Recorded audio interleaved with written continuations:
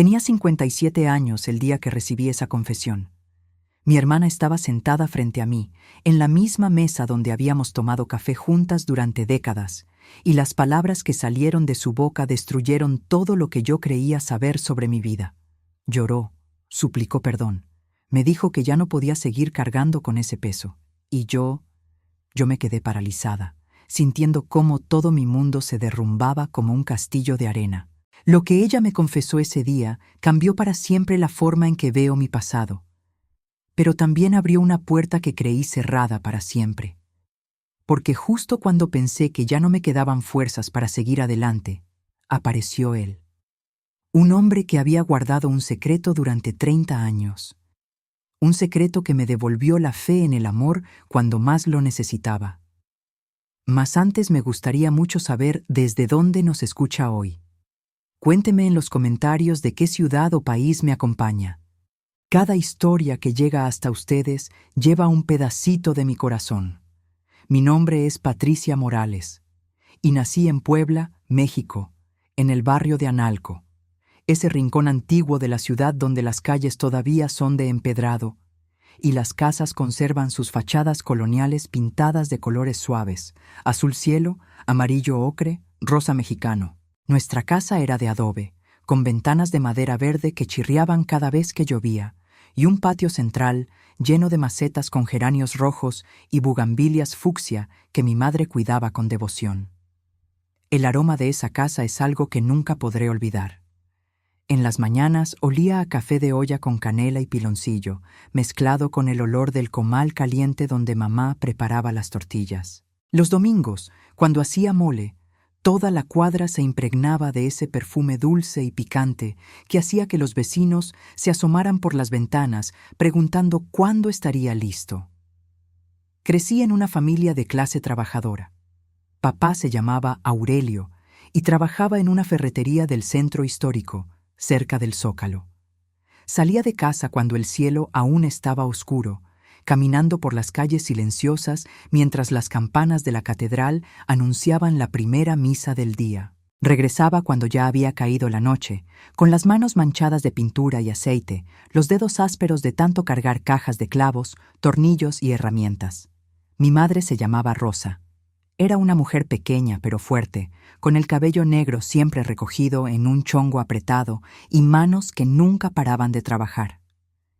Ella fue quien me enseñó a cocinar, a bordar, a lavar la ropa en el lavadero de piedra del patio.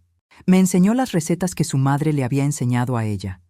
El mole poblano con 28 ingredientes, los chiles en nogada que solo se hacían en temporada de granada, la tinga de pollo que servíamos los domingos. Éramos 4 hermanos. Yo era la mayor.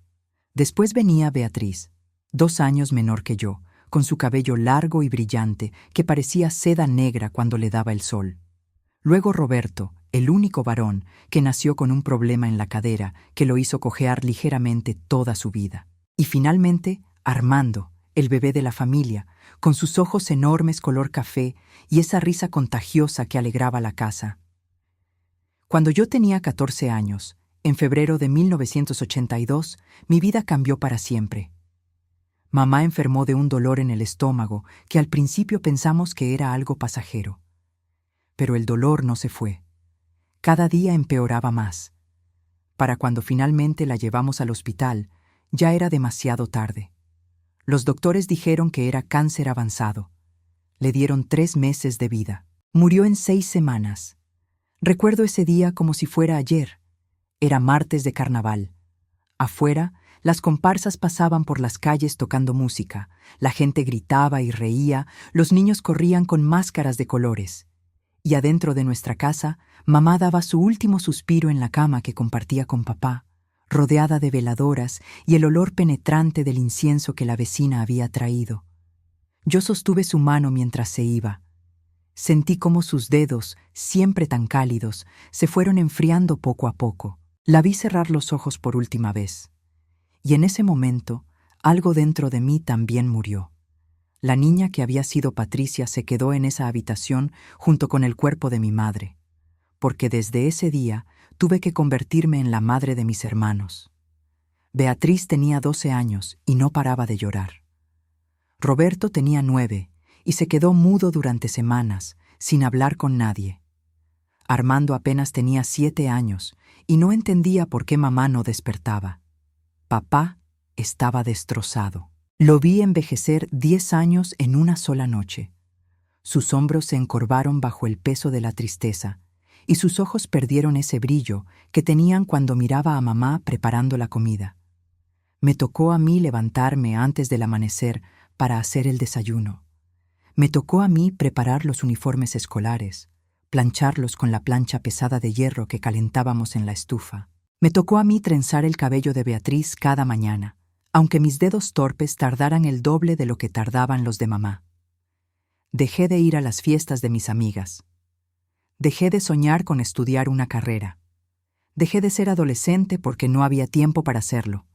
La casa necesitaba una mujer, y esa mujer tuve que ser yo. Los años pasaron en una rutina agotadora, pero familiar. Me levantaba a las 5 de la mañana. Preparaba café, hacía tortillas, cocinaba frijoles. Despertaba a mis hermanos, les daba de desayunar, los mandaba a la escuela. Después lavaba ropa en el lavadero del patio, tallando las camisas de papá con jabón de pasta hasta que los nudillos me dolían. Tendía la ropa en los lazos que cruzaban el patio, viendo cómo se mecía con el viento que bajaba del Popocatépetl. Luego barría, trapeaba, sacudía. Preparaba la comida para cuando papá llegara del trabajo. Por las tardes, ayudaba a mis hermanos con las tareas mientras el sol se ponía detrás de las iglesias coloniales del centro.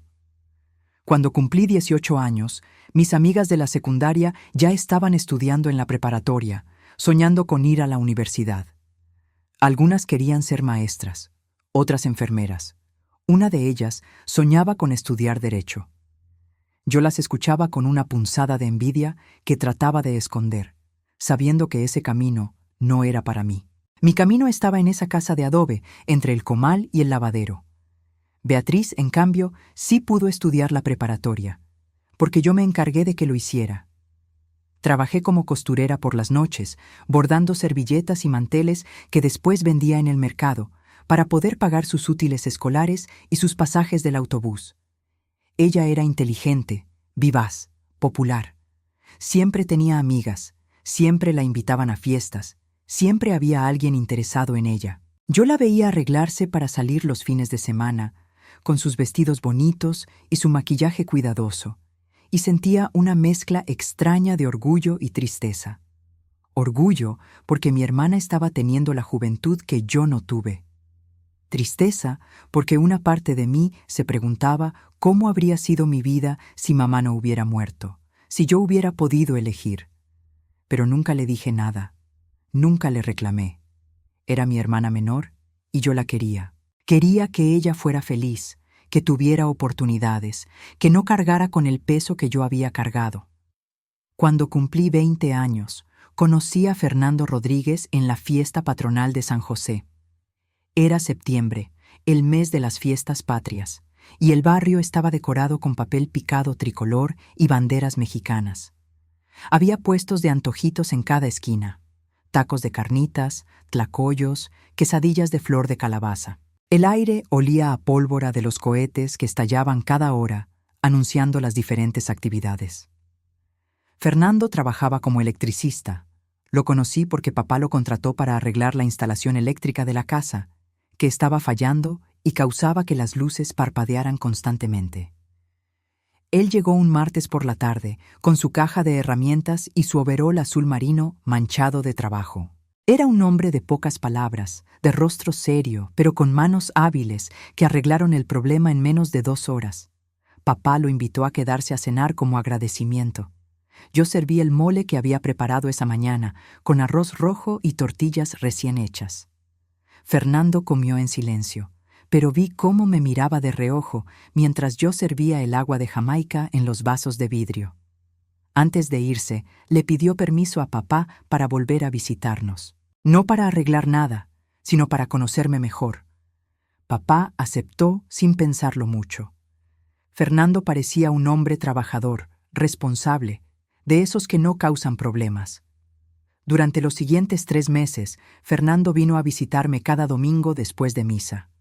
Nos sentábamos en la sala, con papá en su silla vigilando desde el comedor, y hablábamos de cosas sencillas. Él me contaba sobre su trabajo, sobre los diferentes barrios de Puebla donde instalaba cables y arreglaba apagones. Yo le contaba sobre mis hermanos, sobre las recetas que estaba aprendiendo a perfeccionar, sobre los bordados que hacía por las noches. No hubo gran romance. No hubo cartas de amor ni serenatas bajo mi ventana. Fernando era práctico, directo. Después de 3 meses de visitas, le pidió permiso a papá para casarse conmigo. Papá me preguntó si yo estaba de acuerdo. Yo dije que sí. ¿Estaba enamorada? No lo sé. Pero Fernando representaba estabilidad, un futuro, la posibilidad de tener mi propia familia. Y a los 20 años, con 7 años de haber sido madre sustituta de mis hermanos, eso me parecía suficiente. Nos casamos en abril de 1988, en una ceremonia sencilla en la parroquia de San José. Fue un martes por la mañana, porque los días entre semana eran más baratos para rentar la iglesia. No hubo gran celebración. Papá no tenía dinero para una fiesta, y Fernando tampoco. Yo llevé un vestido blanco sencillo que me prestó mi tía Esperanza, la hermana menor de mamá. Era de algodón con un poco de encaje en el cuello y las mangas. Me quedaba un poco grande, pero lo ajusté con alfileres. Beatriz fue mi dama de honor. Llevaba un vestido rosa pálido que yo misma le había cosido durante las noches previas a la boda. Se veía hermosa, como siempre. Roberto y Armando fueron los padrinos de arras y lazo. Papá me llevó del brazo por el pasillo de la iglesia y sentí cómo temblaba mientras caminábamos. Cuando me entregó a Fernando frente al altar, vi lágrimas en sus ojos. Creo que en ese momento estaba pensando en mamá, en que ella debería haber estado ahí. La ceremonia duró 30 minutos.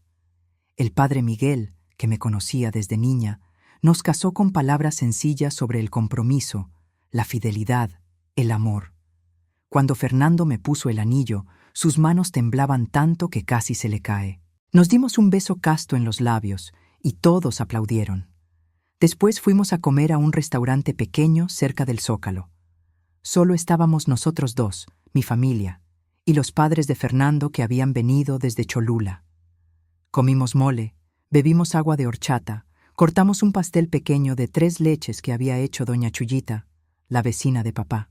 Y ya, esa fue mi boda. Fernando y yo nos mudamos a un departamento pequeño en la colonia Buenos Aires, a 20 minutos caminando de la casa de papá. Era un segundo piso en un edificio de 4 departamentos, con escaleras de cemento que crujían cuando subías. Teníamos 2 habitaciones pequeñas, una cocina estrecha con estufa de 2 quemadores y un patio diminuto donde apenas cabía un tendedero, pero era nuestro. Y eso me hacía sentir orgullosa. Los primeros meses traté de ser la esposa perfecta. Me levantaba antes que Fernando para prepararle el desayuno. Empacaba su almuerzo en un tupper de plástico. Tacos de frijoles, fruta picada, agua fresca. Limpiaba el departamento hasta que brillaba. Cocinaba cenas elaboradas, aunque solo fuéramos nosotros dos. Esperaba su llegada cada noche con la mesa puesta y la comida caliente. Fernando trabajaba mucho.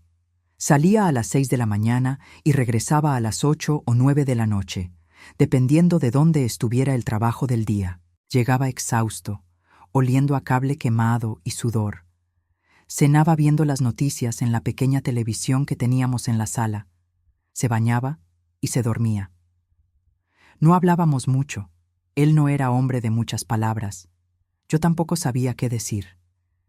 Nuestra vida cayó rápidamente en una rutina silenciosa pero funcional.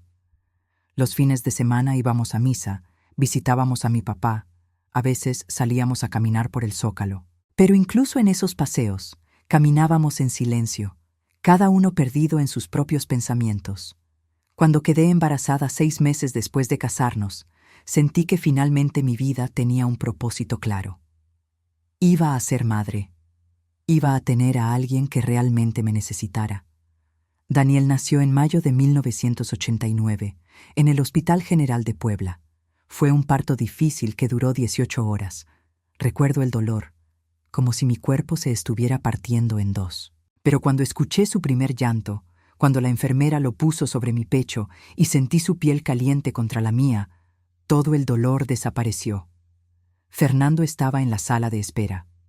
En esa época, los hombres no entraban a los partos. Cuando por fin lo dejaron pasar para conocer a su hijo, lo vi sonreír por primera vez desde que nos habíamos casado. Una sonrisa genuina, llena de orgullo y asombro. «Es igualito a ti», me dijo, tocando con cuidado la pequeña mano de Daniel. Durante los primeros meses de vida de Daniel, viví en un estado de agotamiento constante. Despertaba cada 2 horas para amamantarlo. Cambiaba pañales hasta que mis manos olían permanentemente a talco y jabón de bebé. Lavaba biberones, ropa de bebé, sábanas. El departamento se llenó de ese olor particular a leche agria y pañales sucios que solo las madres conocen. Fernando seguía trabajando las mismas horas. Llegaba tarde, comía rápido y se iba a dormir. Los fines de semana ayudaba un poco, cargando a Daniel mientras yo preparaba la comida o lavaba ropa. Pero la mayor parte del cuidado recaía en mí, como siempre había sido. 3 años después nació Sofía. Otro parto difícil, otra niña hermosa con los ojos grandes de Fernando y mi nariz pequeña. Con 2 niños pequeños, mi vida se convirtió en un ciclo interminable de pañales, biberones, comidas, baños, llantos nocturnos. Mis días se mezclaban unos con otros. Perdí la noción del tiempo. Solo sabía si era día o noche por la luz que entraba por la ventana. Fernando trabajaba cada vez más. Decía que necesitaba conseguir más trabajos para poder mantener a la familia ahora que éramos 4. Yo lo entendía, pero no podía evitar sentirme sola, incluso cuando estaba rodeada de mis hijos. Los niños crecieron. Daniel empezó el kinder, luego la primaria. Sofía lo siguió 3 años después. Yo los llevaba a la escuela cada mañana, caminando bajo el sol o bajo la lluvia porque no teníamos carro. Cargaba las mochilas de ambos, sostenía sus manitas mientras cruzábamos las calles. Los recogía a mediodía, les daba de comer, los ayudaba con las tareas, los bañaba, los acostaba. Fernando llegaba cuando ya estaban dormidos. Cenaba lo que le había dejado tapado en la estufa, veía un rato la televisión y se dormía en el sillón. Yo lo despertaba para que se fuera a la cama, y él se iba sin decir palabra. Así pasaron los años, uno tras otro, en una rutina que se sentía interminable pero también reconfortante en su previsibilidad. Yo sabía qué esperar cada día. No había sorpresas, no había emociones fuertes. Solo la constante repetición de las mismas tareas, los mismos momentos, los mismos silencios. Mientras tanto, Beatriz construyó una vida completamente diferente. Se graduó de la preparatoria con honores. Conoció a Rodrigo Villalobos en una fiesta universitaria a la que fue con unas amigas. Rodrigo era arquitecto, hijo de una familia acomodada de Cholula. Su padre era dueño de una constructora importante, y Rodrigo trabajaba en el negocio familiar diseñando casas para clientes adinerados. Beatriz y Rodrigo se enamoraron rápidamente. Él la llevaba a restaurantes elegantes que yo solo había visto desde afuera. Le compraba ropa cara, perfumes franceses, joyas de plata. En menos de un año, le pidió matrimonio con un anillo de diamantes que brillaba tanto que casi me cegaba cuando Beatriz vino a presumírmelo. La boda de Beatriz fue todo lo que la mía no fue. Se casaron en el Hotel Colonial, ese edificio precioso con arcadas coloniales y jardines llenos de fuentes. Contrataron a un wedding planner que coordinó cada detalle. Hubo más de 200 invitados. El vestido de Beatriz costó más de lo que Fernando ganaba en 3 meses. Venía de una boutique exclusiva de la Ciudad de México, con encaje francés y una cola de 3 metros que requirió de 2 personas para cargarla. Yo fui su madrina de velación. Fernando y yo éramos los padrinos del lazo que se pone sobre los novios durante la ceremonia. Me sentí honrada de que me eligiera para algo tan importante. Para la ocasión, me presté un vestido color durazno de mi tía Esperanza. Era bonito, pero claramente era de otra época. Junto a Beatriz, con su vestido de princesa, yo parecía una simple espectadora. La recepción fue espectacular. Había un mariachi de 12 personas que tocó durante toda la noche. La comida era un buffet elaborado con 3 tipos de carne, 6 diferentes guarniciones, ensaladas gourmet que yo ni siquiera sabía cómo se llamaban. El pastel era una torre de 6 pisos decorada con flores comestibles. Durante el vals, todos miraban a Beatriz como si fuera una estrella de cine. Rodrigo la hizo girar por toda la pista de baile mientras las luces brillaban sobre ellos. Parecían una pareja salida de una revista.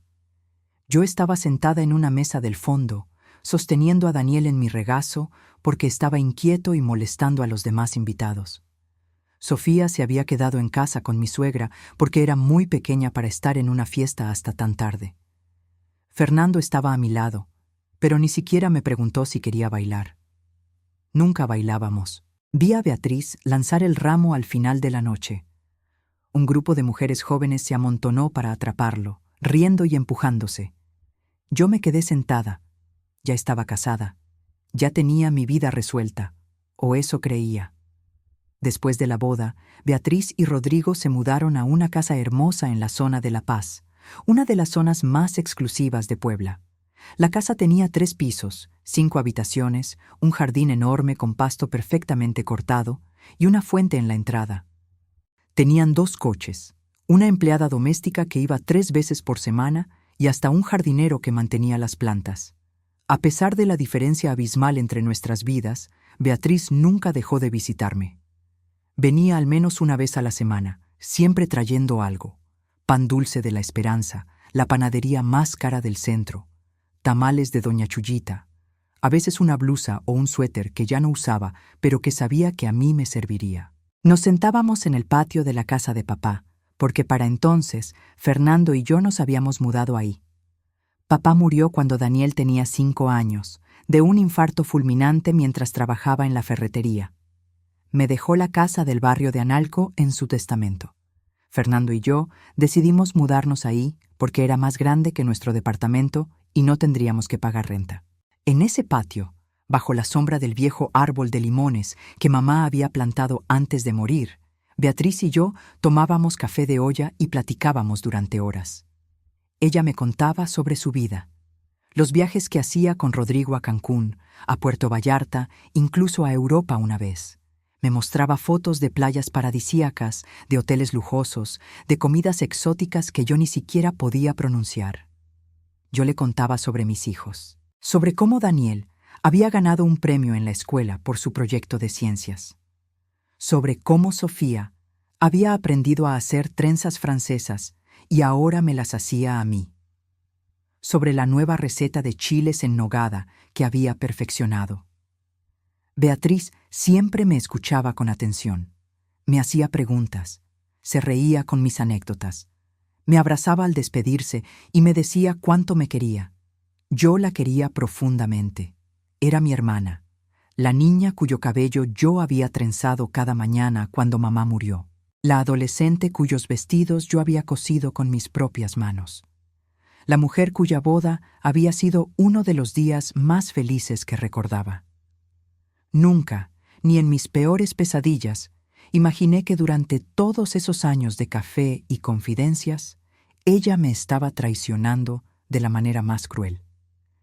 Los años siguieron pasando con esa monotonía que caracteriza la vida de las mujeres como yo. Mujeres que viven para otros, que miden su valor por qué tan limpia está su casa, qué tan bien alimentados están sus hijos, qué tan contentos están sus esposos. Mis hijos crecieron. Daniel se volvió un adolescente callado, pero estudioso. Sacaba buenas calificaciones, nunca me dio problemas. A los 18 años se fue a estudiar ingeniería en sistemas a Querétaro, becado por su promedio. Me sentí orgullosa y devastada al mismo tiempo. Orgullosa porque mi hijo estaba logrando lo que yo nunca pude. Devastada porque la casa se sentía vacía sin su presencia. Sofía era diferente, más sociable, más rebelde. Discutíamos a menudo durante su adolescencia. Ella quería salir con sus amigas, ir a fiestas, usar ropa que a mí me parecía demasiado atrevida. Yo tenía miedo de que le pasara algo, de que cometiera los mismos errores que yo sentía haber cometido al casarme tan joven sin saber realmente lo que quería. Pero Sofía no cometió mis errores. Terminó la preparatoria, estudió diseño gráfico en una universidad privada, pagando ella misma su colegiatura con trabajos de medio tiempo. A los 25 años conoció a un buen hombre de Tlaxcala, un ingeniero civil trabajador y respetuoso. Se casaron en una ceremonia pequeña pero bonita y se mudaron a Tlaxcala, donde él tenía un buen trabajo en el gobierno estatal. De pronto, después de casi 30 años de tener la casa llena de voces infantiles, de mochilas regadas por todos lados, de risas y peleas entre hermanos, Fernando y yo nos quedamos solos. La casa de Analco se sintió enorme y vacía. Los cuartos de los niños seguían decorados como ellos los habían dejado. Las paredes de Daniel aún tenían pósters de equipos de fútbol. El closet de Sofía todavía guardaba ropa de su adolescencia que no había querido llevarse. Yo entraba a esos cuartos a veces, solo para sentir que todavía había vida en esa casa. Fernando y yo vivíamos como dos extraños que compartían un techo. Él seguía con su rutina de siempre. Salía temprano, regresaba tarde, cenaba viendo la televisión, se dormía en el sillón. Yo seguía con la mía. Limpiaba una casa que ya no se ensuciaba, cocinaba para 2 personas que apenas hablaban, bordaba junto a la ventana mientras las horas pasaban lentas. Los fines de semana eran los peores. Cuando los niños vivían con nosotros, estaban llenos de actividades. Llevarlos al parque, ayudarlos con proyectos escolares, ir a misa en familia. Ahora los fines de semana eran solo vacíos. Fernando veía deportes en la televisión todo el sábado. Yo limpiaba cosas que ya estaban limpias solo para tener algo que hacer.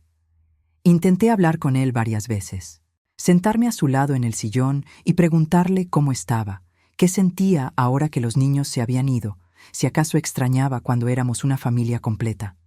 Pero él solo respondía con monosílabos: bien, sí, no sé, sin apartar la vista de la televisión. Con el tiempo, dejé de intentarlo. Acepté que nuestro matrimonio era esto: 2 personas que compartían una casa, una cama, una vida, pero que estaban completamente desconectados el uno del otro. La infelicidad implica desear algo diferente. Y yo había dejado de desear hacía tanto tiempo que ya ni siquiera recordaba qué se sentía querer algo para mí misma. Beatriz seguía visitándome regularmente. Su vida también había cambiado con los años, aunque de manera muy diferente a la mía. Rodrigo se había vuelto cada vez más exitoso. Su constructora creció. Empezaron a hacer proyectos en otras ciudades, ganaron contratos grandes con el gobierno. Construyeron desarrollos habitacionales completos, edificios de oficinas, hasta un centro comercial. Con ese éxito vino más dinero. Beatriz ahora conducía un carro último modelo. Se vestía con ropa de marcas que yo solo había visto en revistas. Se hacía tratamientos faciales en spas exclusivos. Viajaba constantemente: Miami, Nueva York, Los Ángeles. Pero a pesar de todo ese lujo, había algo en sus ojos que me preocupaba. Una tristeza que trataba de esconder detrás de su risa perfecta y su maquillaje impecable. En nuestras conversaciones de café, a veces la veía perderse en sus pensamientos, con la mirada fija en algún punto lejano. Le pregunté varias veces si todo estaba bien, si era feliz, si Rodrigo la trataba bien. Ella siempre respondía que sí, que todo era perfecto, que no tenía de qué quejarse. Pero yo conocía a mi hermana y sabía cuando mentía. Nunca presioné. Respetaba su privacidad. Además, ¿quién era yo para dar consejos de pareja? Yo, que llevaba más de 30 años en un matrimonio vacío. Los años pasaron. Cumplí 50 años, luego 55.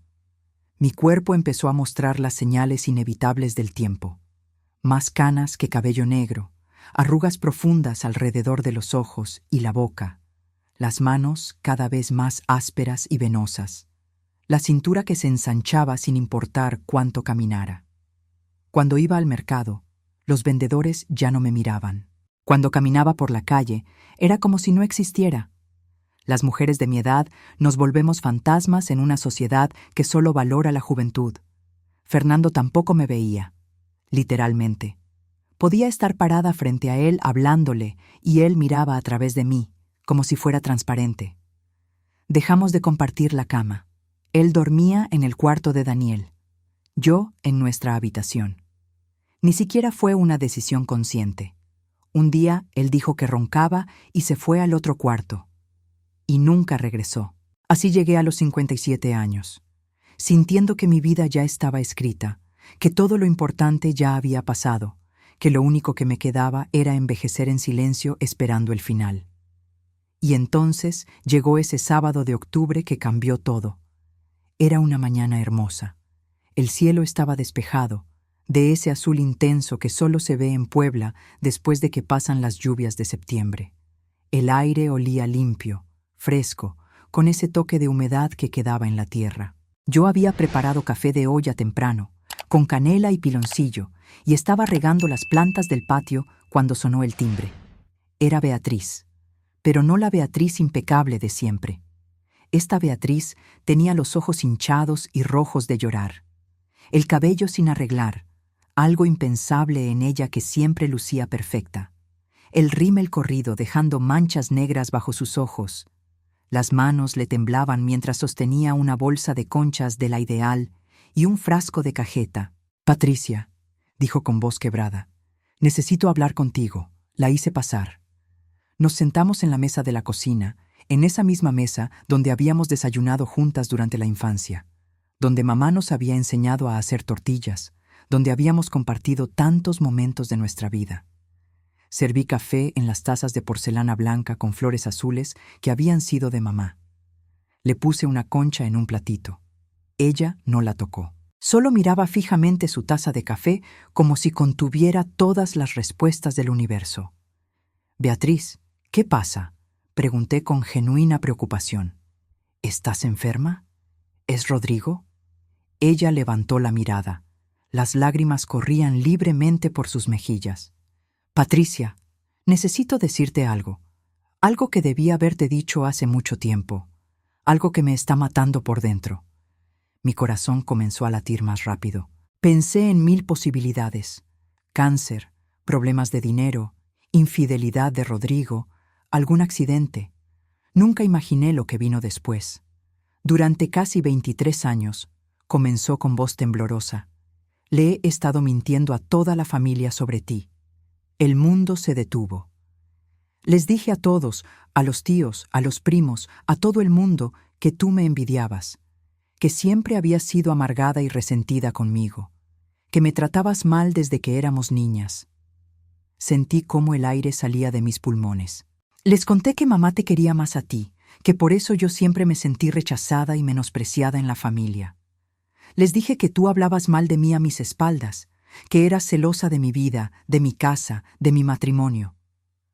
Las palabras caían sobre mí como golpes físicos. Y todos me creyeron, Patricia, todos. Los tíos empezaron a tratarte diferente. Los primos dejaron de invitarte a reuniones. En las fiestas familiares, todos te miraban con lástima o con desaprobación, pensando que eras esta mujer amargada y envidiosa. Mi garganta se cerró.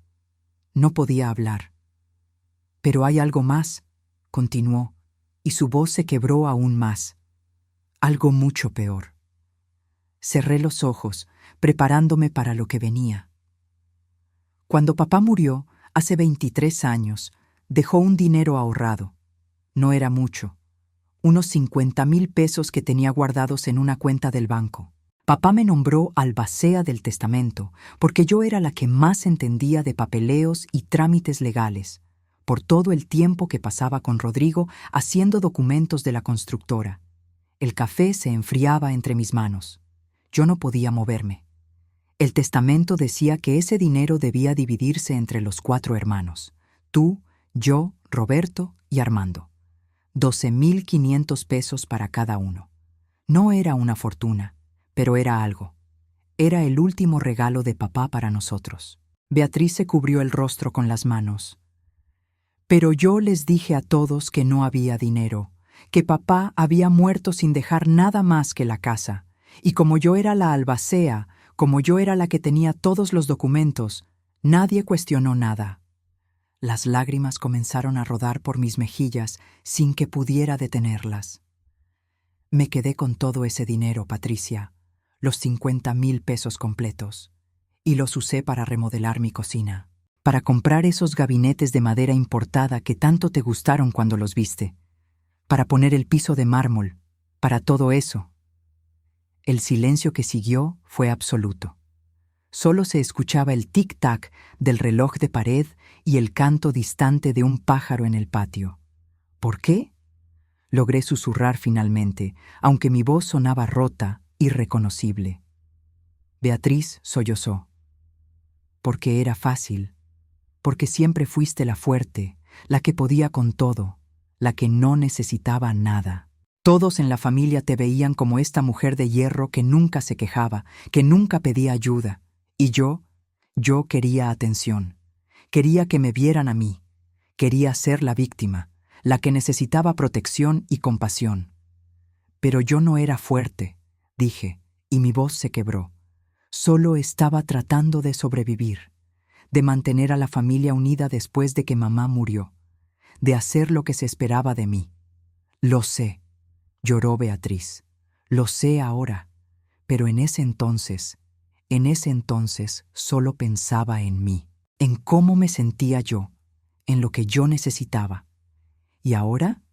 Pregunté, limpiándome las lágrimas con el dorso de la mano.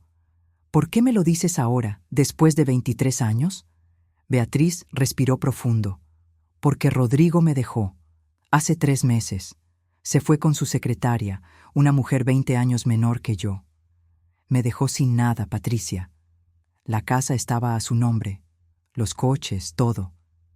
Resulta que durante años estuvo desviando dinero de la constructora, metiéndolo en cuentas que yo no conocía. Cuando me fui a divorciar, descubrí que técnicamente yo no tenía nada. Todo estaba a nombre de corporaciones o de testaferros. Se limpió la nariz con una servilleta. Me quedé sin dinero, sin casa, sin nada.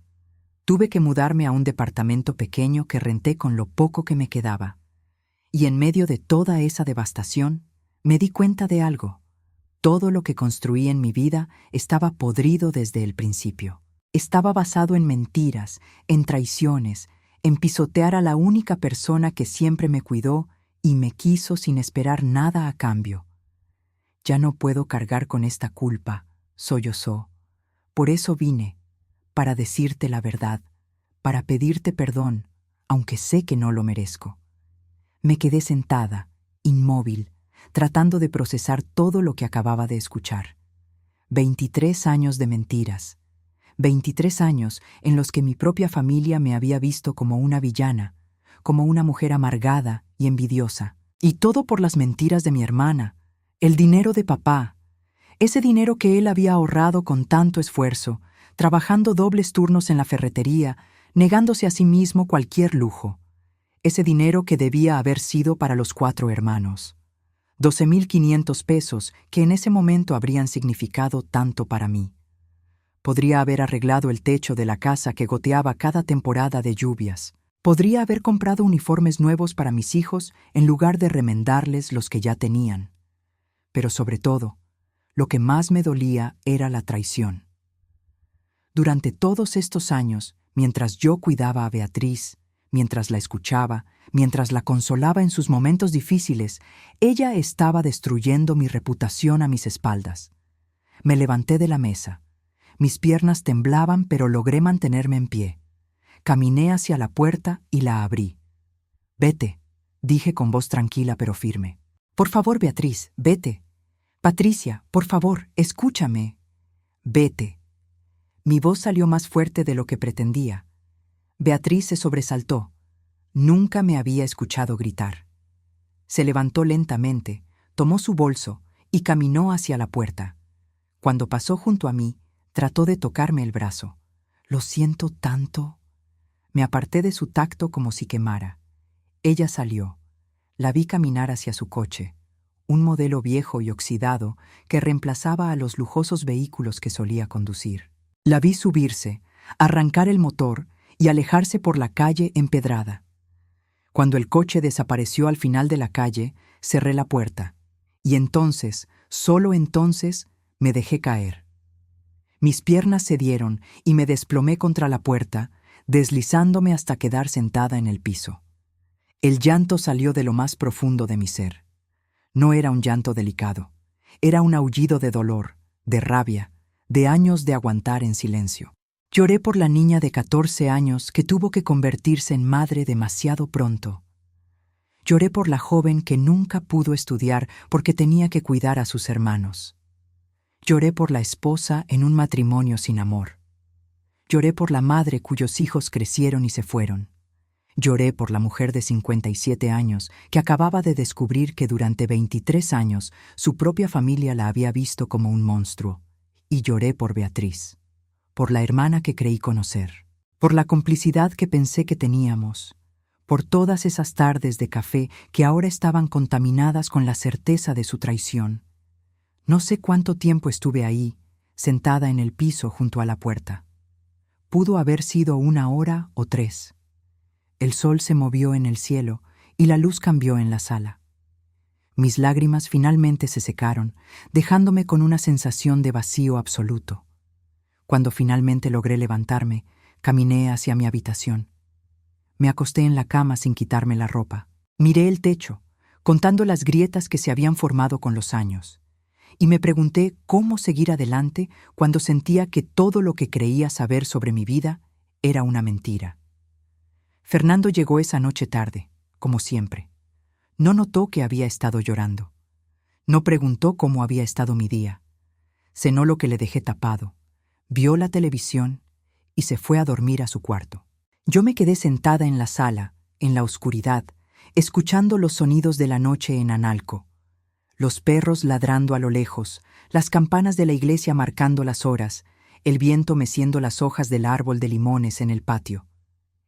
Y en esa oscuridad, en ese silencio, sentí que finalmente había tocado fondo, que no podía caer más bajo, que ya no me quedaba nada. Pero estaba equivocada, porque 3 semanas después, en el mercado de la Victoria, encontraría algo que creí perdido para siempre. Encontraría esperanza. Los días que siguieron a la confesión de Beatriz fueron los más oscuros de mi vida. Me moví como autómata por la casa, haciendo las cosas por pura inercia. Cocinaba sin probar la comida, limpiaba sin ver lo que limpiaba. Las horas pasaban sin que pudiera distinguir una de otra. Lo peor era la noche. Cuando me acostaba y cerraba los ojos, mi mente reproducía cada interacción familiar de los últimos 23 años bajo esta nueva luz de verdad. Recordaba la frialdad de mi tío Ramiro en la última Navidad. La manera en que mi prima Lucía cambió de tema rápidamente cuando mencioné un problema que estaba teniendo. Cómo en el cumpleaños de mi tía Esperanza, todos se sentaron en mesas separadas y nadie guardó un lugar para mí. Ahora todo tenía sentido. No era paranoia. No era mi imaginación. Realmente me habían estado tratando diferente. Y todo por las mentiras de Beatriz. Llamé a mi primo Javier, el hijo de mi tío Ramiro. Siempre habíamos sido cercanos cuando éramos niños, pero en los últimos años nuestra relación se había enfriado sin que yo entendiera por qué. Ahora lo sabía. Javier, dije cuando contestó el teléfono, necesito hablar contigo. Hubo una pausa del otro lado. Patricia, ¿qué pasa? Le conté todo, sobre la confesión de Beatriz, sobre las mentiras que había esparcido, sobre el dinero robado. Hablé durante 20 minutos sin parar, dejando salir todo. Cuando terminé, hubo un silencio largo, incómodo. «Ay, Patricia», dijo finalmente, y su voz sonaba avergonzada. «Pues, yo siempre pensé que eras muy dura con Beatriz. Ella nos contó tantas cosas durante años. Creímos que...» «¿Y nunca se te ocurrió preguntarme a mí?», interrumpí. «¿Nunca pensaste en escuchar mi versión de la historia antes de condenarme?» Otro silencio. «Pues, no. Perdón, prima. Beatriz era muy convincente. ¿Y tú? Tú siempre fuiste tan callada, tan reservada. Pensamos que era porque te sentías culpable». «¿Culpable? Javier, Yo sacrifiqué mi juventud criando a mis hermanos cuando mamá murió. Trabajé día y noche para que ellos pudieran estudiar, y mi pago fue que me convirtieran en la villana de una historia que nunca existió. Lo siento mucho, Patricia. De verdad, no sé qué más decir. No tienes que decir nada, respondí con voz cansada. Solo quería que supieras la verdad. Colgó rápido, claramente incómodo con toda la situación. No volvió a llamar. Intenté con otros miembros de la familia. Mi tía Esperanza me escuchó y lloró, diciendo que se sentía terrible por haberle creído a Beatriz. Pero cuando le pregunté por qué nunca vino a mí para escuchar mi versión, solo pudo decir: «Es que Beatriz es tan buena contando historias». Roberto, mi hermano, fue más honesto. «Siempre supe que Beatriz exageraba las cosas», admitió. «Pero nunca quise meterme en problemas familiares. Ya sabes cómo es la familia, Patricia. Nadie quiere ser el que causa conflictos. Entonces, preferiste dejar que me hicieran a un lado sin defenderme», dije, sin poder ocultar el dolor en mi voz. «Lo siento, hermana. Fui un cobarde. Al menos Roberto tuvo la decencia de admitirlo. Pero eso no cambiaba el hecho de que durante 23 años me había dejado sola, permitiendo que mi reputación fuera destruida. Armando, mi hermano menor, ni siquiera contestó mis llamadas. Después me enteré por Roberto que se había ido a vivir a Monterrey años atrás y que apenas mantenía contacto con la familia. No solo había perdido a mi hermana, sino que me di cuenta de que nunca realmente tuve el apoyo de mi familia. Todos prefirieron creer en chismes y medias verdades antes que acercarse a mí para conocer mi realidad. Fernando seguía siendo igual de indiferente. Una noche, mientras cenábamos en silencio como siempre, intenté hablar con él sobre lo que había pasado. «Fernando, ¿te conté lo que hizo Beatriz?» Él seguía con la vista fija en la televisión. «Ajá. ¿Ajá? ¿Eso es todo lo que tienes que decir?» Se encogió de hombros. «Pues sí, está mal lo que hizo, pero son cosas de familia, ya se arreglarán». «No entiendes», dije, sintiendo cómo la frustración crecía. «Mi propia hermana me traicionó durante 23 años. Mi familia entera me dio la espalda. ¿Y solo puedes decir que son cosas de familia?» Fernando por fin me miró. «¿Qué quieres que diga, Patricia? No puedo cambiar lo que pasó. Además, tú siempre has sido muy fuerte. Saldrás adelante, como siempre». Ahí estaba otra vez, esa palabra, fuerte.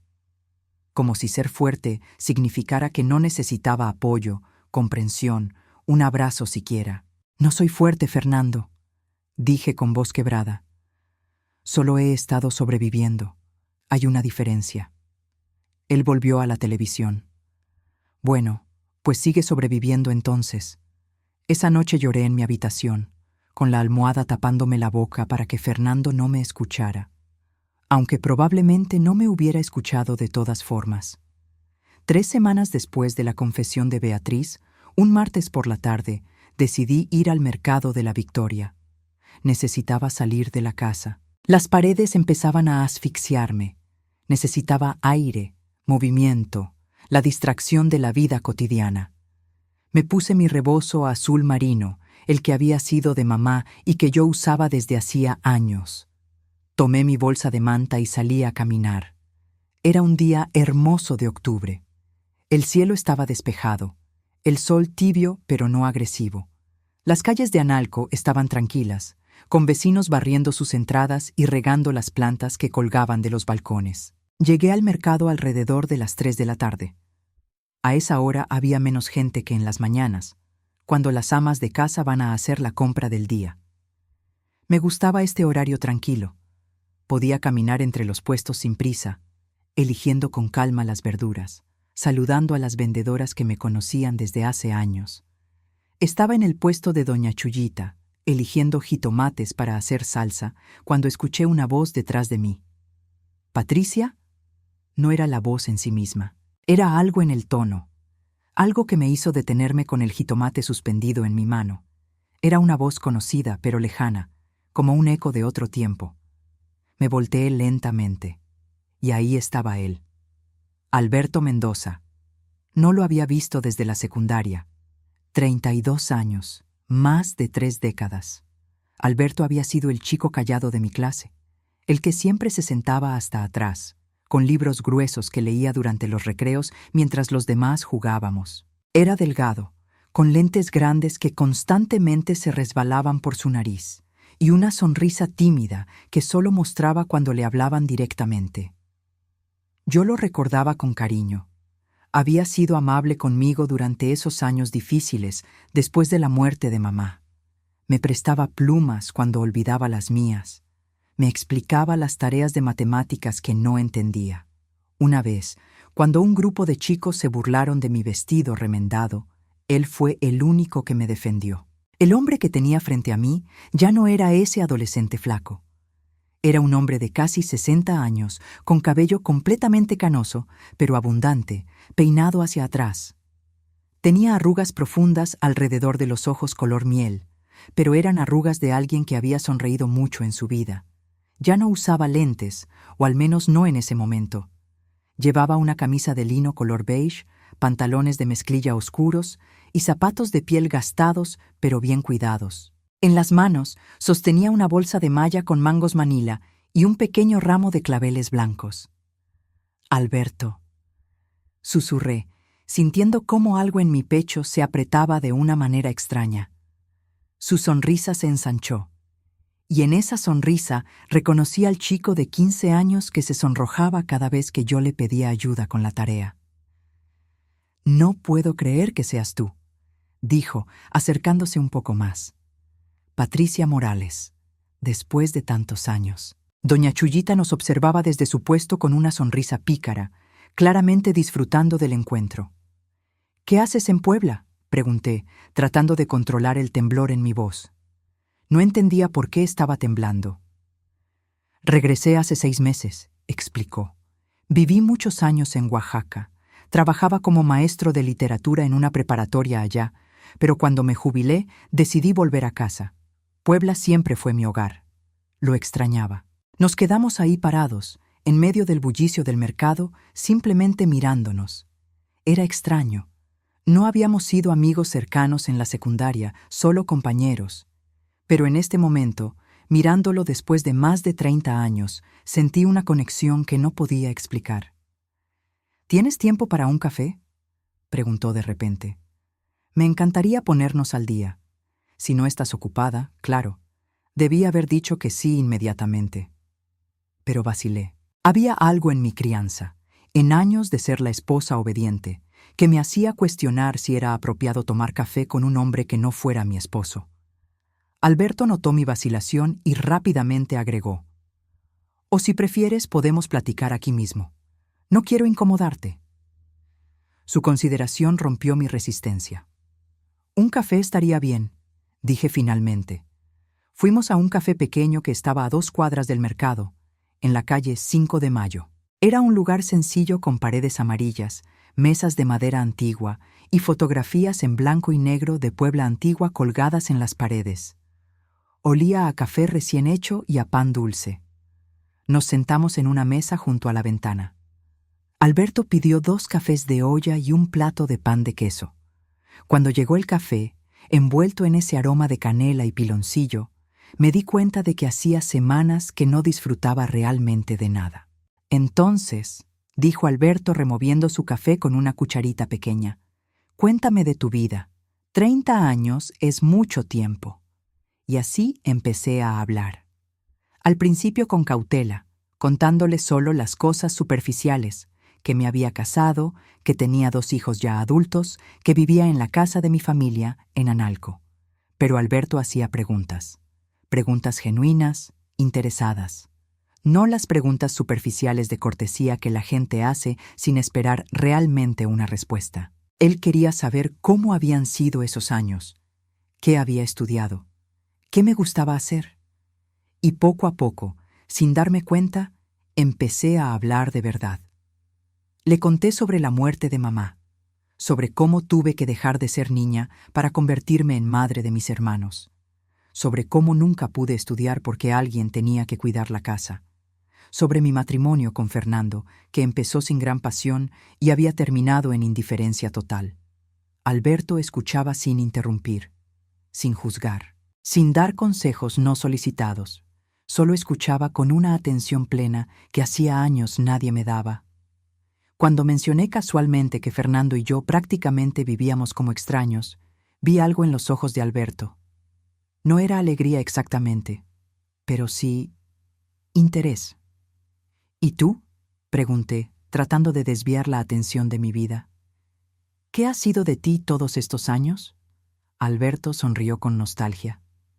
Me gradué de la preparatoria y estudié literatura en la UAP. Me encantaba Octavio Paz, Juan Rulfo, García Márquez. Quería escribir la gran novela mexicana. Se rió. Obviamente no lo logré. ¿Te casaste? Sí, con Lucía. La conocí en la universidad, era estudiante de historia. Nos casamos jóvenes, a los 24 años. Fuimos muy felices juntos, noté el uso del pasado. ¿Qué pasó? Cáncer, dijo simplemente. Hace 5 años, de páncreas. Fue muy rápido, en 6 meses se fue. Lo siento mucho.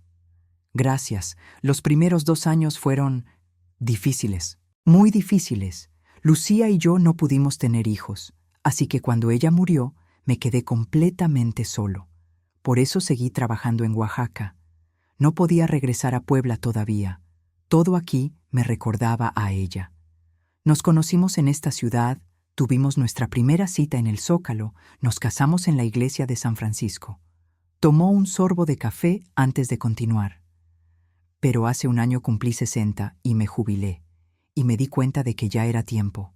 Tiempo de enfrentar los fantasmas, de volver a casa, así que regresé. ¿Y cómo ha sido? Sanador, dijo con una sonrisa. Difícil a veces, pero sanador. Renté una casita pequeña cerca del barrio del Artista. Paso las mañanas leyendo en los cafés del centro. Doy clases voluntarias de literatura a niños en una biblioteca comunitaria. Es una vida sencilla, pero es mía. Hablamos durante 2 horas. Afuera, el sol empezó a bajar, pintando el cielo de tonos naranjas y rosas. El café se llenó y vació de clientes. Nosotros seguíamos ahí, perdidos en la conversación. Alberto me contó sobre los libros que había leído recientemente, sobre las clases que daba a los niños. Me habló de Oaxaca, de los paisajes que lo habían inspirado, de la comida oaxaqueña que extrañaba. Yo le hablé sobre mis hijos, sobre Daniel y sus logros en ingeniería, sobre Sofía y su matrimonio, sobre las recetas que había perfeccionado con los años. Pero en algún momento, sin planearlo, las compuertas se abrieron, y le conté sobre Beatriz, sobre su confesión, sobre las mentiras que había esparcido durante 23 años, sobre el dinero robado, sobre la frialdad de mi familia, sobre la sensación de haber sido traicionada por la persona en quien más confiaba. Y mientras hablaba, las lágrimas comenzaron a rodar por mis mejillas. Ahí, en ese café, frente a un hombre que hacía 30 años no veía, rompí en llanto. Alberto no se asustó, no se incomodó, no me dijo que me calmara o que las cosas estarían bien.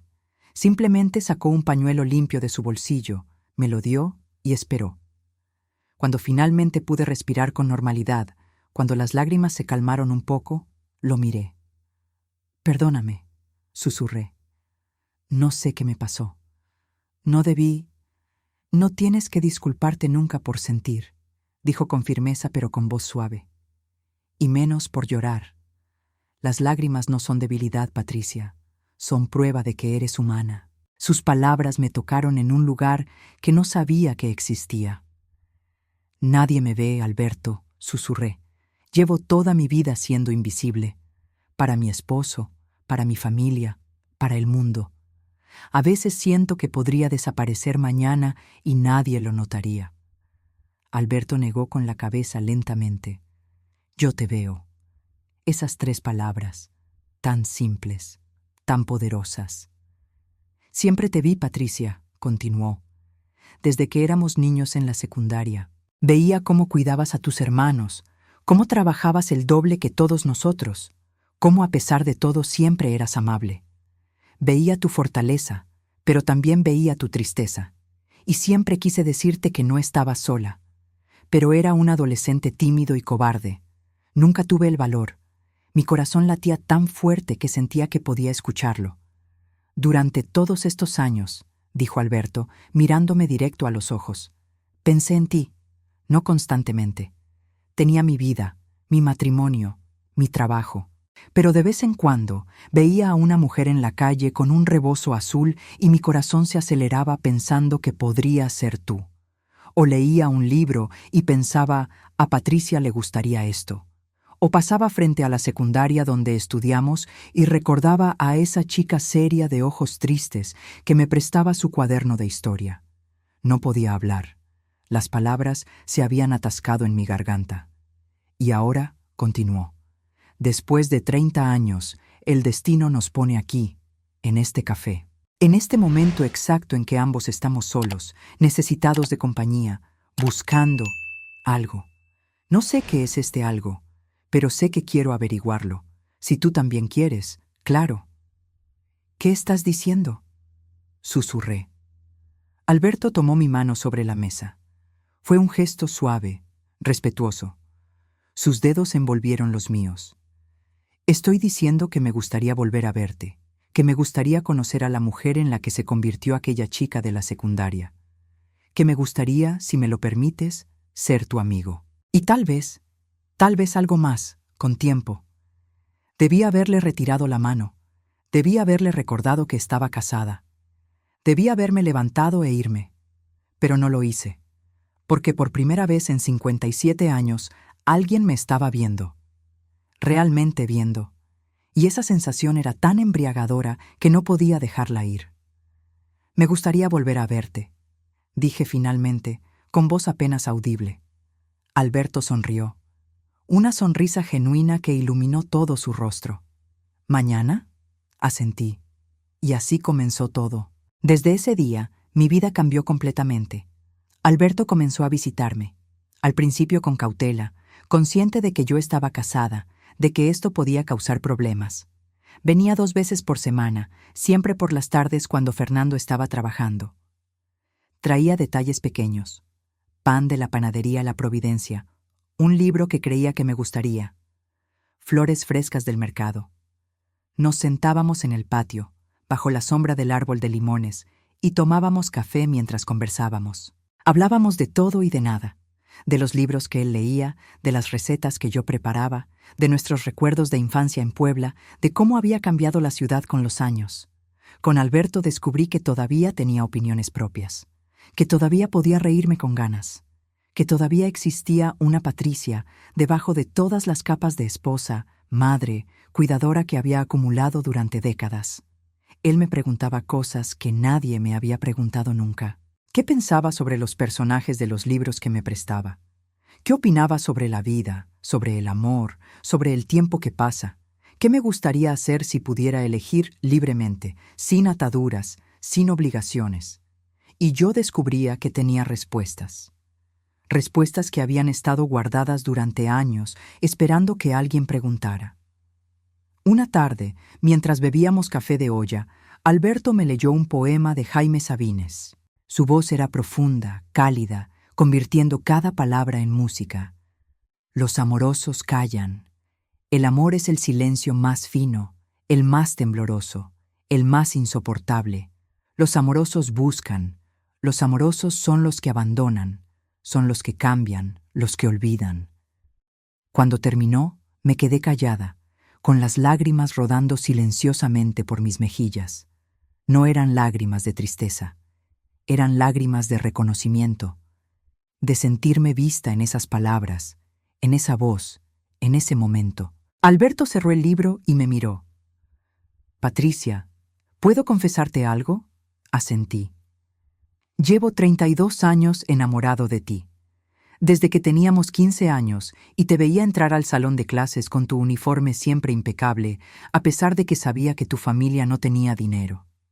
Te veía cuidar a tus hermanos a la salida de la escuela, cargar con las mochilas de todos, y pensaba que eras la persona más fuerte y hermosa que había conocido. Mi corazón latía tan fuerte que pensé que se saldría de mi pecho. Nunca te lo dije porque era un cobarde, porque eras inalcanzable para mí, porque pensé que una chica como tú nunca se fijaría en el nerd con lentes que leía libros en los recreos. Y luego te casaste, y yo me casé, y la vida nos llevó por caminos diferentes. Se acercó un poco más, pero nunca dejé de pensar en ti, y ahora que el destino nos volvió a juntar, no puedo seguir callando. Sé que estás casada, sé que esto es complicado, pero necesito que sepas que te veo, Patricia. Te veo completa, y me gustas.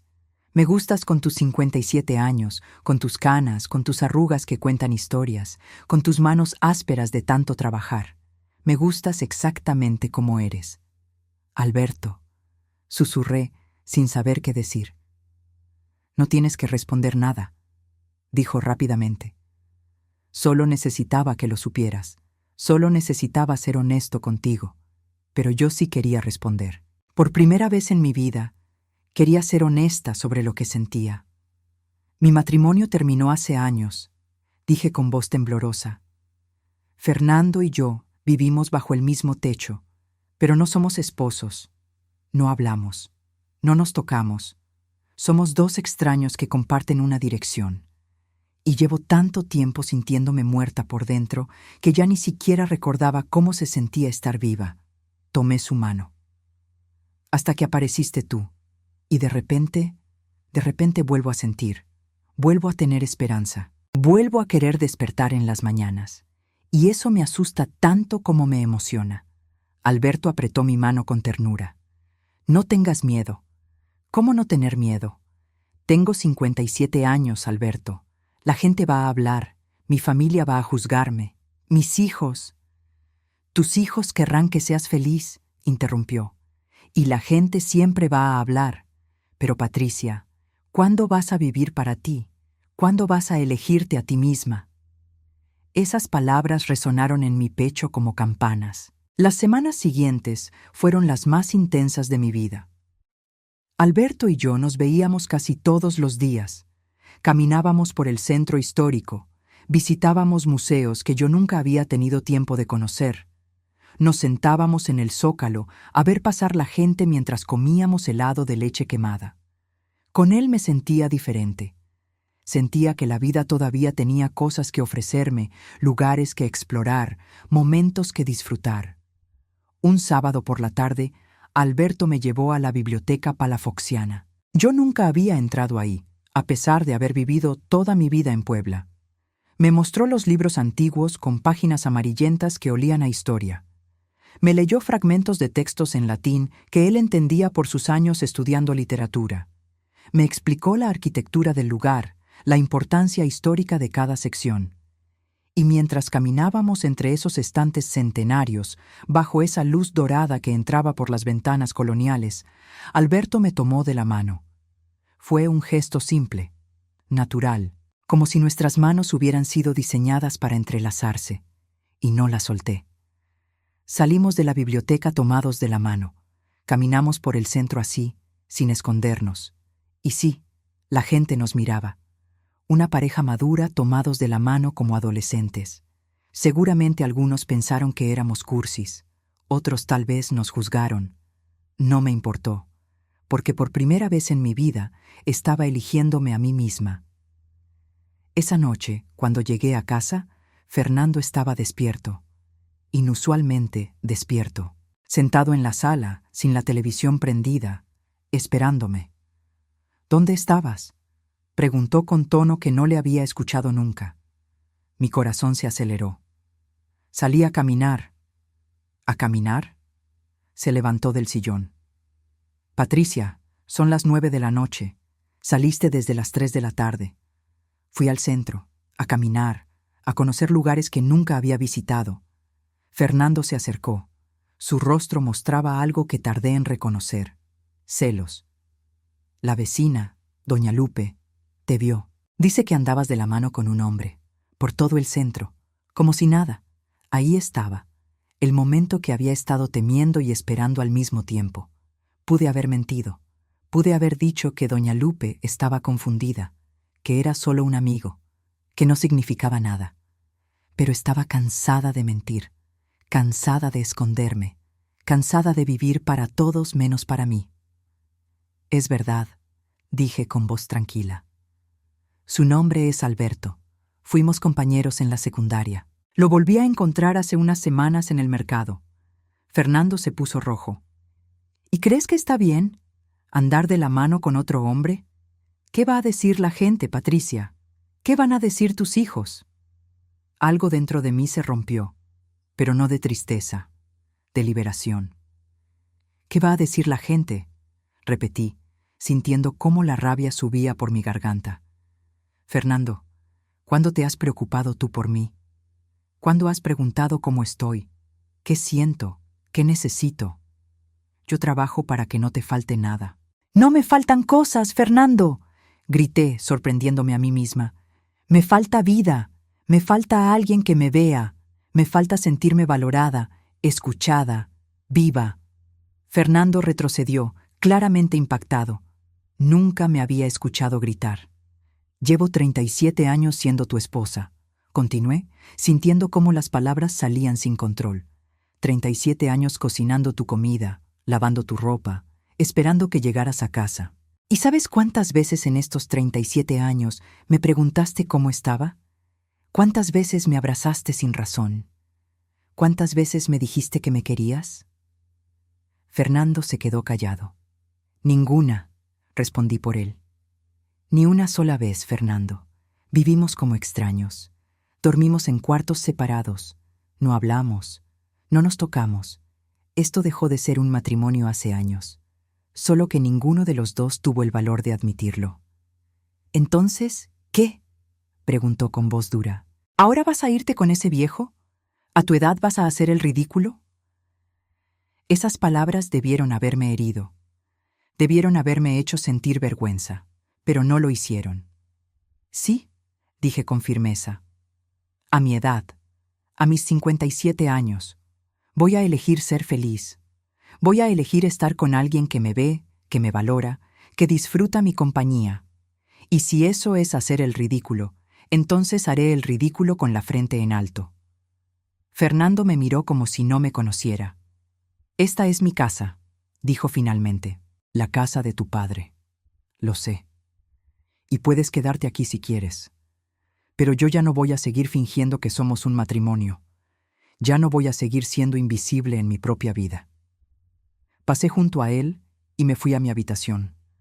Cerré la puerta y me dejé caer en la cama, temblando de pies a cabeza, pero no de miedo, de emoción, de libertad, de haber dicho finalmente, después de décadas, lo que realmente pensaba.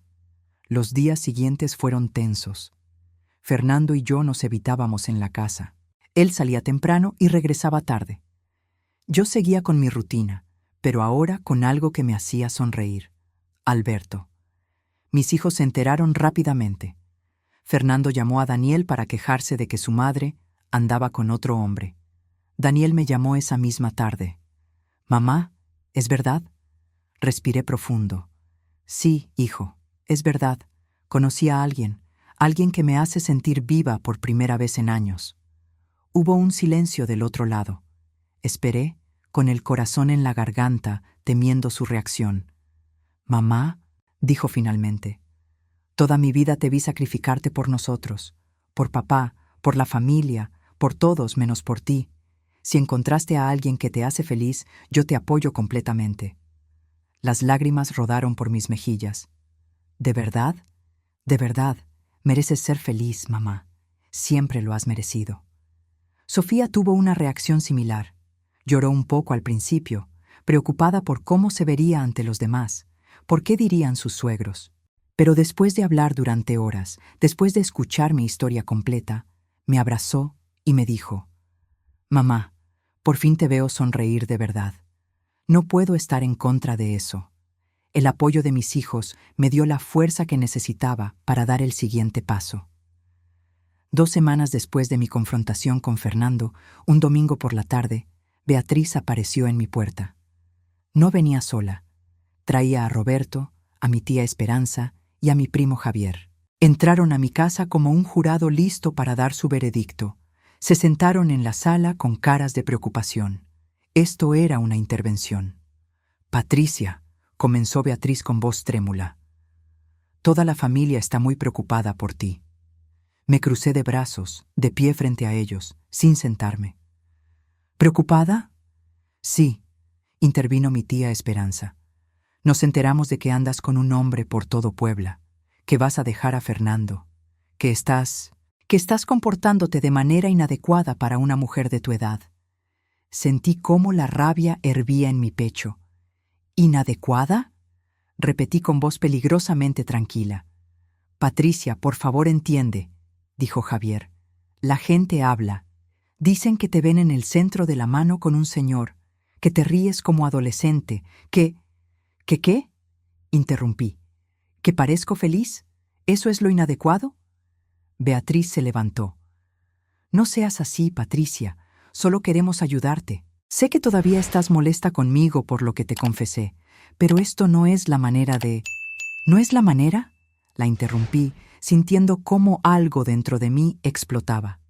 Beatriz, tú no tienes ningún derecho de venir aquí a juzgarme. Ninguno. Yo ya te pedí perdón. Y yo aún no decido si perdonarte, grité. Pero eso no te da derecho a venir aquí, con mi familia que me dio la espalda durante 23 años, a decirme cómo vivir mi vida. Me volteé hacia todos ellos.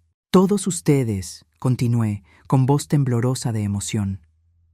Todos ustedes creyeron las mentiras de Beatriz durante años. Nunca me defendieron. Nunca me preguntaron mi versión. Me trataron con frialdad, con distancia, pensando que yo era la mala hermana, la envidiosa, la resentida. Patricia, ya te pedimos perdón por eso, empezó mi tía. Pero no cambia nada, grité, sin poder contenerme. No cambia el hecho de que durante 23 años me sentí sola, rechazada, juzgada. No cambia que cuando más necesité a mi familia, ustedes no estaban ahí. Roberto intentó hablar, pero lo detuve con la mano. Y ahora que finalmente encontré algo de felicidad, ¿vienen a decirme que está mal? ¿Que soy inadecuada? ¿Que la gente va a hablar? Caminé hasta quedar frente a Beatriz. ¿Sabes qué, hermana? Me importa un carajo lo que diga la gente. Beatriz se estremeció. Nunca me había escuchado hablar así. Llevo 57 años viviendo para todos menos para mí. Continué, sintiendo cómo las lágrimas de rabia rodaban por mis mejillas. Criando, sirviendo, callando, aguantando, siendo la buena hija que dejó de estudiar para cuidar a sus hermanos, siendo la buena esposa que aguantó un matrimonio sin amor durante décadas, siendo la buena hermana que nunca reclamó, que nunca exigió, que siempre perdonaba. Me limpié las lágrimas con el dorso de la mano. Pero se acabó. Ya no más. Encontré a alguien que me ve, que me valora, que disfruta mi compañía, que me hace sentir viva. Y no voy a renunciar a eso por quedar bien con una familia que nunca estuvo ahí para mí cuando los necesité. Pero Patricia, empezó mi tía. ¡Fuera!, dije con voz firme. Quiero que se vayan, todos, ahora. No puedes hablar. He dicho que se vayan. Mi voz resonó en las paredes de la casa. El silencio que siguió fue absoluto. Roberto fue el primero en levantarse. Me miró con algo parecido al respeto en los ojos. Tienes razón, hermana. Perdón por venir así. Salió sin decir más. Javier lo siguió, claramente incómodo. Mi tía Esperanza me lanzó una mirada de desaprobación, pero también se fue. Beatriz se quedó un momento más, de pie frente a mí, con lágrimas en los ojos. Nunca te había visto así, susurró. Porque nunca me dejaste, respondí. Siempre fui tu hermana obediente, comprensiva, que aguantaba todo. Pero esa Patricia ya no existe. Beatriz asintió lentamente y se fue. Cuando cerré la puerta detrás de ellos, me dejé caer al suelo. Pero esta vez no lloré de tristeza. Lloré de liberación, de años de silencio roto, de cadenas que finalmente se habían caído. Alberto llegó una hora después. Había llamado para avisarle que necesitaba verlo. Cuando abrí la puerta, todavía tenía los ojos rojos de llorar. Sin decir palabra, me abrazó, y en ese abrazo sentí todo lo que no había sentido en décadas: seguridad, calidez, amor. «¿Les dijiste?», no fue una pregunta. «Les dije», confirmé, con mi rostro hundido en su pecho. «A todos, a Fernando, a mi familia, a mis hijos». «¿Y cómo te sientes?». Levanté la cabeza para mirarlo. Asustada, liberada, viva. Alberto sonrió y secó mis lágrimas con sus pulgares. «Patricia Morales, ¿me harías el honor de ser oficialmente mi pareja? ¿De construir algo real conmigo? ¿De elegir ser feliz a mi lado?». No lo pensé. No necesitaba pensarlo. Sí. Los siguientes meses fueron intensos. Fernando y yo comenzamos los trámites de divorcio. Fue más fácil de lo que pensé. Él tampoco quería seguir atado a un matrimonio muerto. Dividimos los pocos bienes que teníamos de manera civilizada. Yo me quedé con la casa de Analco. Él se fue a vivir con su hermana a Cholula. Cuando todo estuvo firmado, cuando oficialmente dejé de ser la señora de Rodríguez para volver a ser Patricia Morales, sentí como si me hubieran quitado un peso enorme de encima. Alberto y yo no nos apuramos. Tomamos nuestro tiempo para conocernos de verdad, para construir algo sólido basado en respeto, comunicación, amor genuino. Pasábamos los días explorando Puebla como si fuéramos turistas en nuestra propia ciudad. Visitamos cada iglesia colonial, cada museo, cada rincón que yo nunca había tenido tiempo de conocer. Alberto me enseñó a ver la belleza en los detalles, en la manera en que la luz de la tarde se filtraba por las hojas de los árboles, en el aroma del pan recién horneado en las panaderías antiguas, en el sonido de las campanas marcando las horas del día. Yo le enseñé a cocinar los platillos poblanos que había perfeccionado durante décadas: mole con 28 ingredientes, chiles en nogada cuando llegaba la temporada, semitas gigantes con pápalo y quesillo.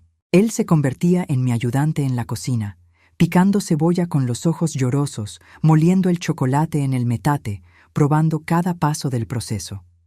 Por las tardes, él me leía en voz alta: poesía de Sabines, novelas de García Márquez, cuentos de Borges. Yo bordaba mientras escuchaba su voz profunda y cálida convertir las palabras en música. Por las noches, antes de que él se fuera a su casa, nos sentábamos en el patio bajo las estrellas, tomados de la mano, simplemente existiendo juntos en un silencio cómodo que no necesitaba ser llenado con palabras. Un año después de nuestro reencuentro en el mercado, Alberto me propuso matrimonio. No fue una propuesta elaborada. Estábamos en el patio, tomando café una tarde de domingo, cuando él simplemente dijo: «Cásate conmigo, Patricia». Lo miré, sorprendida. «¿Qué?». «Cásate conmigo», repitió, tomando mis manos entre las suyas. «Sé que suena apresurado, sé que acabas de divorciarte, pero tengo 60 años, Patricia. No tenemos tiempo que perder. Y no quiero pasar ni un día más sin despertarme a tu lado». Las lágrimas rodaron por mis mejillas, pero esta vez eran lágrimas de felicidad pura. «Sí», dije, riendo y llorando al mismo tiempo. «Sí, sí, sí». Nos casamos 3 meses después, en una ceremonia pequeña e íntima en el jardín de la casa de Alberto, cerca del barrio del Artista. Solo estuvieron presentes mis 2 hijos con sus familias, algunos amigos cercanos de Alberto y don Rubén, el dueño de la panadería La Providencia, que insistió en hacer el pastel de bodas porque no podía faltar a la boda de doña Patricia. No hubo mariachi ni vestido blanco tradicional. Yo llevé un vestido sencillo color vino que llegaba a las rodillas, con un chal de seda bordado que me había hecho yo misma. Alberto me puso una gardenia blanca en el cabello, la misma flor que su difunta esposa Lucía había llevado en su boda. Era su manera de honrar su pasado mientras construía su futuro conmigo. La ceremonia fue oficiada por un juez civil amigo de Alberto. Cuando llegó el momento de los votos, Alberto habló primero. «Patricia, pasé 30 años soñando contigo. 30 años pensando en qué habría pasado si hubiera sido más valiente cuando éramos jóvenes. Y ahora, parado aquí frente a ti, me doy cuenta de que todo pasó exactamente como debía pasar. Porque esta versión de ti, esta mujer fuerte que encontró su voz, que se defendió, que eligió su propia felicidad, esta es la mujer de la que estoy profundamente enamorado. Prometo verte siempre. Prometo escucharte siempre. Prometo amarte exactamente como eres, con tus 58 años, con tu historia, con tus heridas, porque cada arruga en tu rostro cuenta una historia y quiero conocer cada una de ellas. Cuando me tocó a mí, apenas podía hablar por las lágrimas. Alberto, durante 57 años viví invisible. Creía que así era la vida, que eso era todo lo que merecía. Y entonces apareciste tú, y me enseñaste que nunca es tarde, que podemos empezar de nuevo cuantas veces sea necesario, que merecemos amor, respeto, felicidad, sin importar la edad que tengamos. Prometo elegirte todos los días. Prometo no volver a hacerme invisible. Prometo construir contigo una vida basada en honestidad, comunicación y amor genuino. Cuando nos dijimos, sí, acepto, y nos besamos, todos aplaudieron. Daniel tenía lágrimas en los ojos. Sofía sollozaba abiertamente. Hasta don Rubén se tuvo que limpiar las gafas. La recepción fue sencilla pero perfecta. Comimos mole poblano que yo había preparado con días de anticipación. Cortamos el pastel de 3 leches que don Rubén había decorado con flores comestibles.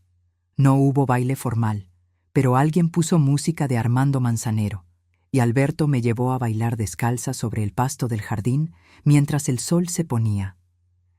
¿Eres feliz?, me preguntó mientras nos mecíamos al ritmo de Somos novios. Más de lo que nunca creí posible, respondí, con mi cabeza apoyada en su hombro. Ahora han pasado 2 años desde ese día.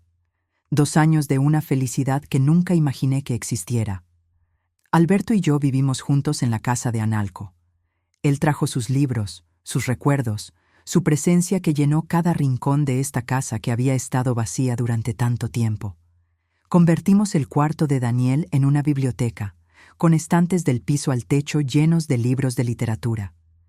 El cuarto de Sofía se convirtió en mi taller de bordado, con una mesa grande donde trabajo en mis diseños. Las mañanas son mi momento favorito. Despertamos con el sol, sin prisa. Alberto prepara café de olla mientras yo riego las plantas del patio. Desayunamos juntos en la mesa de la cocina, la misma mesa donde mi madre me enseñó a hacer tortillas, planeando nuestro día. A veces decidimos visitar un museo. Otras veces simplemente nos quedamos en casa, cada uno con su libro, compartiendo el silencio cómodo de 2 personas que se eligen día tras día. Los miércoles, Alberto da sus clases voluntarias de literatura en la biblioteca comunitaria. Yo lo acompaño a veces, solo para ver cómo se ilumina su rostro cuando habla sobre los libros que ama. Los niños lo adoran, este señor de 62 años que hace que las palabras cobren vida. Los viernes, yo vendo mis bordados en el mercado de artesanías del Parián. Son diseños que combinan técnicas tradicionales poblanas con patrones modernos. Alberto me ayuda a montarlos, cargando las bolsas, organizando la mercancía. Nos quedamos ahí toda la tarde, platicando con los turistas, con otros artesanos, disfrutando de la vida que fluye alrededor nuestro. Los fines de semana visitamos a mis hijos. Daniel vino desde Querétaro el mes pasado con su esposa y mi nieto de 3 años. Alberto pasó toda la tarde jugando con el niño en el patio, construyendo torres con bloques y persiguiendo mariposas.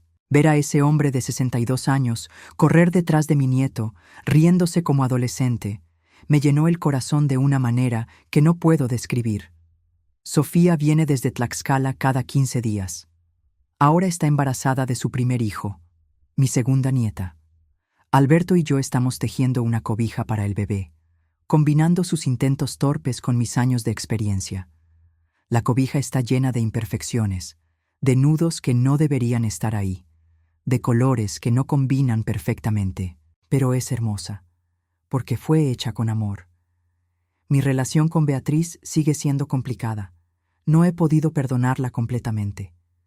Tal vez nunca pueda, pero después de mucha reflexión, Decidí que no quería cargar con el peso del resentimiento por el resto de mi vida. Así que ahora nos vemos ocasionalmente, en territorio neutral, generalmente en algún café del centro. Nuestras conversaciones son cautelosas, superficiales. Ya no somos las hermanas que éramos. Probablemente nunca volveremos a hacerlo. Pero estamos construyendo algo nuevo, algo basado en honestidad en lugar de ilusiones. Es menos, pero también es más real. Beatriz está trabajando como recepcionista en un hotel. Vive sola en un departamento pequeño. Su vida de lujos se acabó. Y de cierta manera extraña, creo que eso la ha hecho más humilde, más real. La mujer que ahora veo es diferente a la hermana que creí conocer. No sé si me gusta más o menos, solo sé que es más honesta. Mi familia extendida poco a poco ha ido regresando. Algunos con disculpas genuinas, otros simplemente actuando como si nada hubiera pasado. Yo decidí no perseguir reconciliaciones. Si quieren estar en mi vida, tienen que venir a mí, y tienen que hacerlo con honestidad y respeto. Roberto y su familia nos visitan seguido. Él fue el primero en acercarse después de mi explosión, reconociendo que había sido cobarde al no defenderme. Su honestidad nos permitió reconstruir nuestra relación sobre bases más sólidas. La tía Esperanza todavía me mira con cierta desaprobación cuando nos ve a Alberto y a mí tomados de la mano. Pero ya no me importa. He aprendido que no puedo controlar lo que otros piensan o sienten. Solo puedo controlar cómo vivo mi propia vida. Y estoy viviendo. Realmente viviendo. Por primera vez en casi 60 años. Hace unas semanas, Alberto y yo estábamos caminando por el Zócalo al atardecer. El cielo estaba pintado de naranjas y rosas. Las familias paseaban por la plaza. Los vendedores ofrecían globos y algodones de azúcar. Las campanas de la catedral sonaban marcando las 6 de la tarde. Nos sentamos en una banca frente a la catedral, la misma banca donde nos habíamos sentado en nuestra primera cita después del mercado. Alberto me pasó el brazo por los hombros. Yo apoyé mi cabeza en su pecho. ¿En qué piensas?, preguntó, besando mi cabello. En que durante tantos años pensé que mi vida ya estaba escrita, que todo lo que me quedaba era envejecer en silencio, esperando el final, que la felicidad, el amor, la pasión, todo eso era para gente más joven, más afortunada, no para mujeres como yo. ¿Y ahora? Levanté la cabeza para mirarlo. Ahora sé que estaba completamente equivocada. Mi vida apenas está comenzando. A los 60 años, estoy descubriendo quién soy realmente. Estoy eligiendo ser feliz. Estoy amando y siendo amada de una manera que nunca experimenté en mi matrimonio anterior. Estoy viva, Alberto. Finalmente, después de 60 años, estoy viva. Alberto me miró con esos ojos color miel llenos de ternura. Yo también estaba convencido de que mi vida había terminado cuando Lucía murió. Pensé que ya había tenido mi oportunidad de amar, que eso era todo. Y entonces te vi en el mercado, con tu rebozo azul y esa tristeza en los ojos que reconocí de inmediato. Y supe que el destino nos estaba dando una segunda oportunidad. Me besó suavemente, un beso tierno, lleno de promesas de días por venir. Te amo, Patricia Morales, susurró contra mis labios. Y yo te amo a ti, Alberto Mendoza. Nos quedamos ahí sentados, viendo cómo el sol se ponía detrás de la catedral, pintando el cielo de colores imposibles. Las luces de la plaza comenzaron a encenderse, creando un resplandor dorado sobre todo. Y en ese momento, mirando el cielo de Puebla, la ciudad que me vio nacer, crecer, sufrir y finalmente florecer, sentí una paz profunda, porque entendí algo fundamental. Nunca es tarde para empezar de nuevo. Nunca es tarde para elegirse a una misma. Nunca es tarde para decir basta a lo que nos lastima y sí a lo que nos hace florecer. Nunca es tarde para amar y ser amada como merecemos. La vida no termina a los 50 años, ni a los 60, ni nunca. Mientras haya aliento en nuestros pulmones, hay esperanza. Mientras tengamos el valor de abrir los ojos y ver nuestra verdad, hay futuro. Mientras nos atrevamos a elegir nuestra propia felicidad, hay posibilidad. Yo pasé 57 años siendo invisible, viviendo para todos menos para mí, cargando con el peso de las expectativas ajenas, creyendo que así era como debía ser la vida de una mujer como yo. Pero descubrí que estaba equivocada. Descubrí que merecía más, que merecía ser vista, valorada, amada, que merecía tener voz, opinión, sueños propios, que merecía ser feliz. Y encontré todo eso cuando menos lo esperaba, en un mercado cualquiera, en un martes ordinario, en los ojos de un hombre que había esperado 30 años para decirme que siempre me había visto, incluso cuando yo misma no me veía. Esta es mi historia. La historia de una mujer que fue traicionada, ignorada, hecha invisible, pero que encontró el valor para levantarse, para defenderse, para gritar cuando fue necesario, para elegir su propia felicidad por encima de las opiniones ajenas, y que encontró el amor más puro, más genuino, más hermoso, justo cuando creí que ya no quedaba nada por encontrar. A todas las mujeres que me escuchan hoy, que se sienten invisibles, cansadas, resignadas, les digo esto desde lo más profundo de mi corazón. Nunca es tarde. Nunca es tarde para empezar de nuevo. Nunca es tarde para elegirse a ustedes mismas. Nunca es tarde para amar y ser amadas como merecen. Si yo pude, ustedes también pueden.